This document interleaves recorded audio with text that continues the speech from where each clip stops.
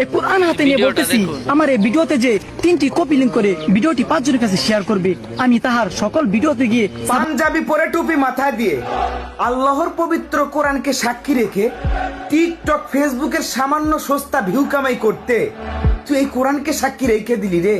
তুই কত বড় নিকৃষ্ট, কত বড় বেহায়া, কত বড় বেজন্মা একটাবার ভেবে দেখেছস? তোর কত লাইক কমেন্ট ভিউয়ের দরকার? এই ভিডিওটাতে যদি 5 মিলিয়ন লাইক হয়, 1 মিলিয়ন শেয়ার হয়, তুই কখনোই ওই সব আইডি গুলোতে যাইতে পারবি? সেটা কখনোই সম্ভব না। তাহলে তুই এই কোরআন নিয়ে কেন ওয়াদা করলি? কোরআনের দাম কি? এই সস্তা লাইক কমেন্ট ভিউ? এই কোরআনের মূল্য কি? এই সস্তা লাইক কমেন্ট ভিউ শেয়ার? তুই এই কোরআনের মূল্য এই পৃথিবীর সবকিছু দিয়ে হবে? এই কুলাঙ্গারের বাচ্চাকে এমন শাস্তি দিতে হবে, একে যেখানেই পাবে সেইখান থেকে ধরে এর পিছন দিয়ে একদম like comment view share Facebook TikTok ঢুকাই দিতে হবে, সারা বেজন্মার বাচ্চা। আলমগীর ভাই, আপনাকে স্যালুট জানাই।